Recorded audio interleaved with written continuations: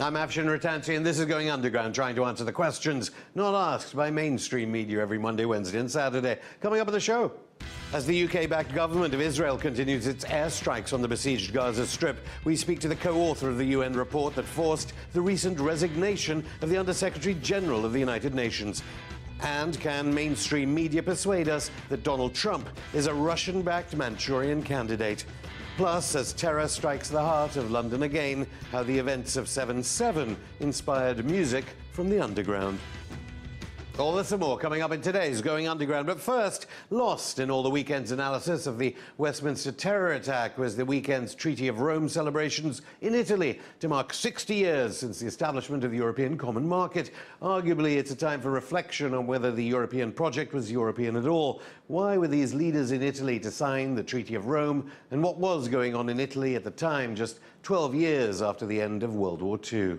Who was President Segni who signed the treaty in Rome? And more importantly, what were he and other European leaders conceivably involved in when it comes to Operation Gladio? Here's scholar Daniel Ganser, whose research is disputed by the US government.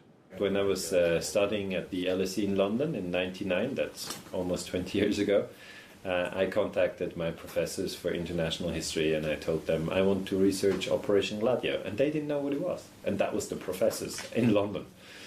So it's, they say I've heard about it once, but I don't know any details.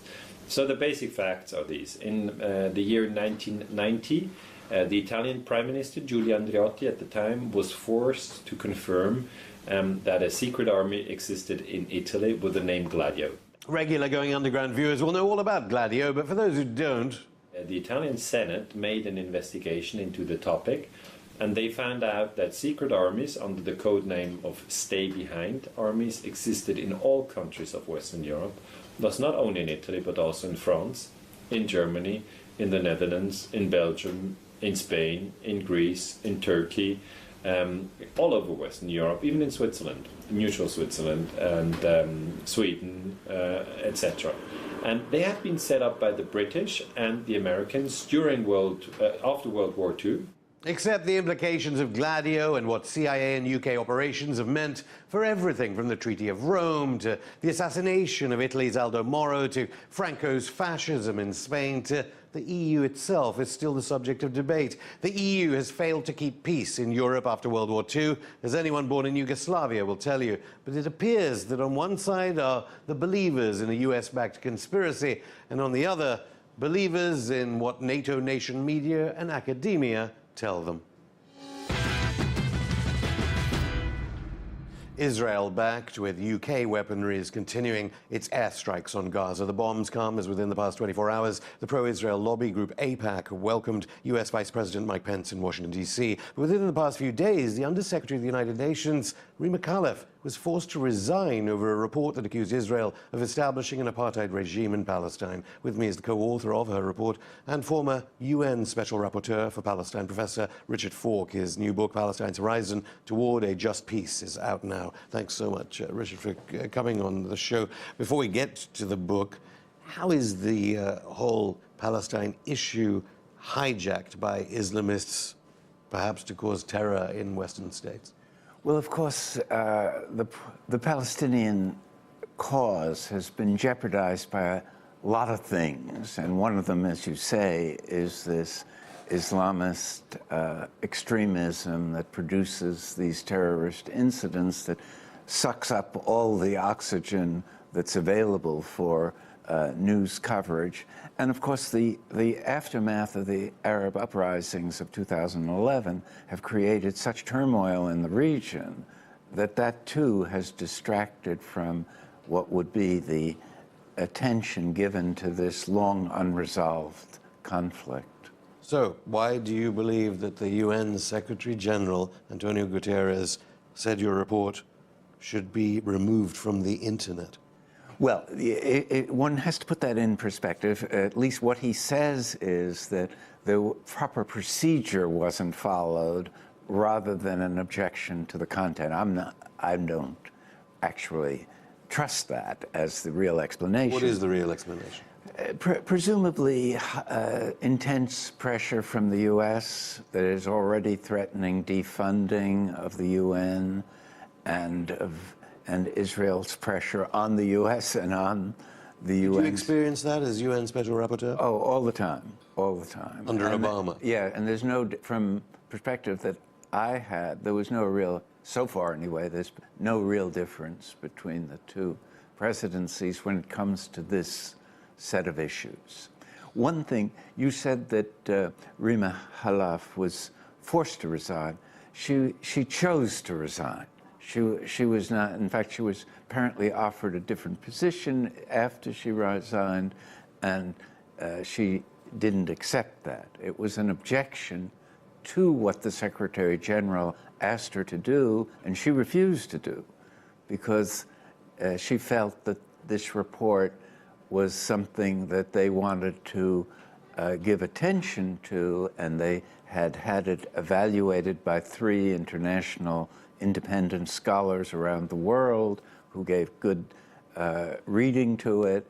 And so it was an act of principle, which is unusual in the UN civil service. Is Israel responsible for apartheid in the Middle East, as the report contends? Well, what we argue is that the Palestinian people have been fragmented and victims of discrimination, systematic discrimination, that is part of the way in which the Zionist movement has created a Jewish state in which the Palestinians are subordinated in a systematic manner. And that seemed to us to represent an instance of apartheid. Of course, it's a controversial finding, and it's an academic study that invites discussion and debate. And in a way, this big furor over the issuance of the report fulfills our purpose, because it will get a lot more attention than it would have had if it had just been one more UN report. Some kind of silver lining then via Antonio Guterres. But President Trump, I mean, you mentioned subordination of Palestinians. President Trump at his press conference with Netanyahu said to him, watch out about these illegal colonization of West Bank areas. Even President Trump seems to appear to accept that subordination of Palestinian rights is going on. Yes, I mean, it's hard to resist that conclusion if you have any connection with the facts. And the extension of the settlements seems to express a deeper expansionist ambition on the part of the Israeli leadership.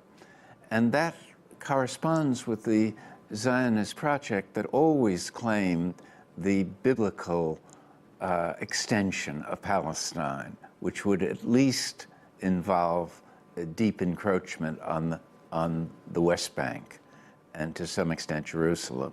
And part of the reason for this report is that we felt it's no longer appropriate to talk about the situation under the label of occupation. It's gone on for 50 years.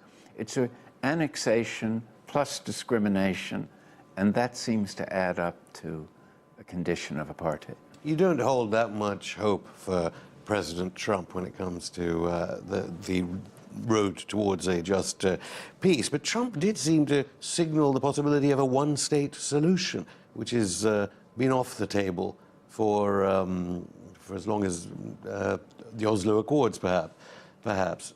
Interesting that Trump is looking at new ways, or perhaps rejuvenating old ways, towards peace in the Middle East? Well, it is, but there's no evidence that he understood the implications of what he was saying. He doesn't seem to have a very thorough knowledge of the issues, and what he said at that press conference was, we don't care whether it's 2 states or 1 state as long as the parties agree. And of course, there are very many versions of what a one-state solution would be. One could even argue that the existing situation is a one-state solution, with Israel controlling that state. That's not what advocates from a Palestinian perspective mean by a one state, which is equality for the 2 peoples based on a kind of mutual recognition of the dignity of the other. Do you think your UN boss has ever understood that context to a one-state solution? Ever? Because they only ever talk about two states, as does the British government. Maybe they understand it at a cocktail party or, off camera. I think they've never shown public awareness of this kind of image of a solution, which many of us who've studied the issue over the years feel is the only way to create a sustainable and just peace. The thing is that you, along with the former Under-Secretary General of the United Nations and the British Labour Party leader here, Jeremy Corbyn, let alone the former Mayor of London, Ken Livingstone, here, are often smeared as being, or accused of being, anti-Semitic in your analysis of the problems in the Middle East. Why do you think that is so often a criticism made of anyone, even a former UN Special Rapporteur and Princeton professor like you? Well, I think it is largely a way of changing the conversation and trying to direct the attention at the messenger and avoid the message. For the 6 years I was Special Rapporteur, they always concentrated on my credibility and took things out of context to sort of maliciously defame me, because they didn't want to talk about the issues that were raised in the reports I was making to the UN, which they could have done. But it would have put them, I think, on a very weak playing field. Well, we again invite the Israeli ambassador to London on this show. Mark Regev, he has appeared so far to reply to the points you're making. We had the Palestinian ambassador on, though, who appeared to hold out some, perhaps, avenue open for the ICC as regards Israeli actions in Palestine. What do you make of the WikiLeaks cable in which the IDF's military advocate, General Maldabit, says that any ICC option by the Palestinian Authority would be an act of war by the Palestinians against Israel? It seems a remarkable statement in a way, because the West and the US in particular had always urged those with grievances internationally to use law and international institutions rather than violence as a way of resolving their concerns. Now, ever since 9/11, the 9/11 attacks in the US, lawfare, as it's called, is seen as an alternative to warfare, and it's condemned as an instrument of the weak, again, because law is on the side of those that are pushing an international law argument. The Palestinians have law on their side on all the big issues, from settlements to the excessive use of force to the annexation of Jerusalem, diversion of water, right of return of refugees, all these issues. Any reasonably objective international law expert would side predominantly with the Palestinians. And sorry to return to the old, as you said, killing the messenger, as it were. Are you pleased, at least, that the British Prime Minister, Theresa May, didn't acquiesce to a Swiss-based NGO, UN Watch, it's called, writing to her, saying they should ban you from Britain? Yes, well, UN Watch was... Thanks to Theresa May? They attacked me. I mean, it's really misnamed. It's really kind of Israel Watch, because they devote the predominant amount of their attention to discrediting people, including my successor at the UN, and don't want to deal again with substance. So this is But you're glad Theresa May didn't? Of course, of course. Professor Richard Falk, thank you. Thank you very much for having me. We'll keep you updated on the situation in Palestine after the break. Senior Obama intelligence officials have gone on record to confirm that there is no evidence of a Trump-Russia collusion. Are people getting any wiser to the prejudice against Russia in NATO nation media? And what is the colour of terror? Music for London from a composer with synesthesia. All this and more coming up in part 2 of Going Underground. Welcome back. NATO's joint warrior exercises unleashing warships, aircraft and troops around Lockheed in Scotland today. One of the other weapons used in the arsenal of NATO nations is arguably the mainstream media, and in its sights is US President Donald Trump. So what can we believe as the FBI, at a congressional investigation along with the compliant anti-Trump media, accuses Moscow of interfering with the 2016 race for the White House? Professor Piers Robinson, Chair in Politics, Society and Political Journalism at the University of Sheffield, joins me now. Pierce, thanks for coming back on Going Underground. Let's begin with, well, another day of testimony will be on Monday, where James Clapper will be testifying about Russia's Manchurian candidate in the White House. What are you making of Russia's involvement in getting Trump into D.C.? Well, this is a very interesting political debate, stroke crisis, which has emerged in America. At the moment, as far as one can tell, that there isn't any evidence of the kind of collusion which is being suggested by the opposition to Trump. And I think, one has to, it's a bit difficult sometimes to sort of bite your lip and think, okay, maybe there's something more deeper going on here. But I think there is something circumstantial deeper evidence, going isn't on. there? All these meetings with his advisors, sure. with the Russian ambassador in Washington. Of course, there are meetings and there are contacts, but that's perfectly normal. The question is there anything that was going on which could be seen as nefarious or as compromising American interests? And there's no indication of that. It's normal for contacts between leaders and politicians, etc. And of course, Clinton and Hillary Clinton had extensive contacts with Saudi Arabia, as was demonstrated in the run-up to the election. So these are normal things which are going on. Not a good example, surely. One can trace Clinton's foreign policy as being pro-Saudi. Yeah, but it is reason to think that maybe there's an excessive focus on Trump's contacts with Russia, and a focus which is actually being politically driven by a desire to either corner Trump or maybe lead to a situation where he might even be impeached. And it's being driven by the politics rather than being driven by a genuine concern at some kind of relationship he might have with the Russians. What about the impact of the media? Of course, journalists always like to feel self-important about themselves, and RT is mentioned quite a lot in the DIA report and so on. They keep talking not only about cyber hacking, although there's no proof on the election polling mechanisms. Sure. They keep mentioning disinformation and fake news. Well, I think, again, one's got to try and sort of step back and look at the bigger picture and perhaps the deeper picture here. There's a considerable conflict, obviously, we all know this, in the Middle East. It's a conflict which has been playing out for a long time, and it's potentially reaching a point where there might, for example, be an engagement with Iran at some point. There's clearly engagement from Russia and China in a significant way. And in the context of a conflict of that scale, and it's important to keep in mind, this is a huge conflict. We have the biggest refugee crisis in Europe since the Second World War. This is a huge conflict. And in that kind of conflict, you get strategic communication and propaganda campaigns being initiated. And I suspect some of this sort of Russia-phobia and sort of linking Trump with Russia, etc., is part of trying to sort of push or displace attention from the situation in the Middle East. And it's part of trying to shore up a policy agenda which has been pursued for some time. The overthrow of Assad, for example, Saudi actions in Yemen. And I think a lot of it is to do with it's caught up in a propaganda campaign related to that.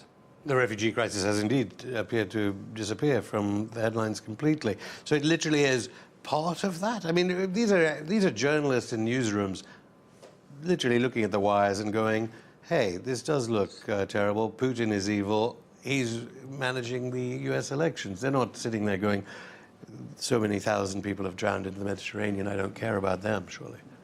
Well, I mean, they're being caught up in an agenda which is being pushed ultimately. Journalists are, they're watching the wires and so on, and they're picking out what they think is going on, etc. But you also clearly have, so you have certain media outlets, and you also have political actors continually reinforcing and reiterating allegations and suggestions of collusion and of Russian propaganda and so on. I mean, Hillary Clinton was doing this very, very clearly. She was talking about Russia and Russia propaganda and Trump's links to it and so on. And journalists, whilst they do follow the wires, journalists also follow what the political establishment is saying and what political actors are saying, actually possibly more so than they're following the wires a lot of the time. And they tend to mirror that kind of political drive. And I think that's what we're seeing. This is part of strategic communication or PR activities or propaganda activities, which are about, at the moment, and to put it bluntly, shifting attention onto Russia, in a context where the West is possibly trying to push through a policy in the Middle East, which they initiated 15 years ago, and which was a regime change policy. This is what the fascinating section 3.1 of the Chilcot report talks about phase 1 and 2 of the war on terror, and it talks about hitting Iran and Syria as well. These are conversations between Bush and Blair. This is fascinating material. But what that should sort of tell you in terms of the bigger picture is that this is a conflict which is being driven, and at this point in time there's powerful political interest to deflect as much attention onto Russia, to sort of present Russia as the big bogeyman, etc., in the situation, all the while, again, putting it bluntly, it's the West that has been really behind instigating the conflicts that we've seen in the Middle East, the regime change operations that we've been seeing. So I think it needs to be understood on that level. For those elite political actors not in the know, though, is there something ironically problematic of them overemphasizing Russia as the reasons for failure? The DNC, for instance, are all saying this is Russia's fault rather than looking at their economic policies, say, or their policies for addressing manufacturing infrastructural decline. Is there a sort of revolving problem where these things end up in feedback loops? Well, you could see it as a feedback loop. I think it's a convenient excuse. It's a way of trying to avoid the Democratic Party and the DNC confronting what happened during that election in terms of the gearing of the primaries in favor of Clinton, which was, in any other era, that would have been all stop. We have a huge problem with what's going on. So I think it's very convenient to shift the blame. It's also, of course, as you alluded to, it's convenient to shift the blame away from economic policies. And, underlying this, I've talked a lot about the military context or the geopolitical context, but you have an economic crisis in the West, which is persisting and not going away. And again, sort of blaming it on Russia, etc., deflecting attention away from policies which have actually created a significant level of poverty and disconnect for many people in the American population, which has led to the situation you have now, where Trump does have substantial support, etc. And it's a way of not dealing with those difficult realities. Easier to blame the Russians. Arguably, the British Labour leader, Jeremy Corbyn, does like to talk about those economic issues. He's terrified of Russia, I have to say. We do invite him back on this show, but he seems pretty terrified of Russia. What do you think about the fake news media element ranged against him? Because universally, Corbyn appears to be despised by all media, not even mainstream, some of it. Yes, I guess the fake news issue sort of runs over into Corbyn, although it tends to be more a question of sort of bias and so on, as opposed to sort of fabricated fake news. But for sure, that there is that dynamic going on with Corbyn. He is up against a press which is hostile to him, and there are quite a few emerging studies from academics at Cardiff and also, I think, at LSE, which indicates that is very much what is happening, that you have a shift towards the right in terms of the centre of gravity of reporting from the mainstream media. And of course, for someone in Corbyn's position, that makes life extremely hard and extremely difficult. Yep, there are sort of some people who argue that he's not the right person to be sort of leading the Labour Party, and that he doesn't necessarily have the right kind of skills in terms of media friendly, etc. But I think that can a personality issue. Yeah, that's he has substance to the policies and so on. And his biggest problem is that, as you say, is he has a press which is lined up against him, and also, as we've seen with the BBC, question marks about BBC bias, etc. And in that situation where the media, the mainstream media remain the primary source of information for the public. We have social media, we have alternative media, but still all the studies show that the mainstream media are still the most important sources of information. If you have them lined up against you in a significant way, it makes it extremely difficult to make political headway and to make political ground. Professor Piers Robinson, thank you. Well, before we go, I'm joined by composer Daniel Liam Glynn to perform Monday, the opening track on his album Changing Stations, which combines his fascination with the world's most expensive public transportation system outside Scandinavia, the London Underground, and synesthesia. Daniel, thanks for coming on. Just very quickly, most people know that the privatized railway networks are mostly on strike. Yeah. Why did you want to make music about the London Underground? Interesting question. I think with the London Underground, it's always something that I've been very fascinated with, and with me having synesthesia, it was something that I could really correspond and correlate to in music, in composition form. Each line has a What different... is synesthesia? Synesthesia, it's more so a neurological phenomenon where someone perceives words, letters, even shapes in colour. Sometimes in taste and smell, there's thousands of different variations of it. But with me, it was always based to letters, words, and when I started to learn the piano, it was key signatures and different keys. I know you're going to play us out with the Bakerloo I am indeed. line, One of the but album, yeah. I understand there was a terrorism link to the Yes. darker purple line of Piccadilly. Yes, it was. I felt like when I was looking at the history of the Underground, I couldn't really do it justice without honing in on all of its history, you know, good and bad. And I really wanted to, also as a tribute, dedicate that line to the 7/7 attacks. Actually, I spoke to someone who I met online, who gave me his story because he was there on the day, and that can be heard throughout the record on a track called Melancholy. Well, people can hear it on the album. You're going to play Bakerloo Yep. right now. That's it for the show. We're back on Wednesday. Till then, get in touch via social media. Here's the track, Monday.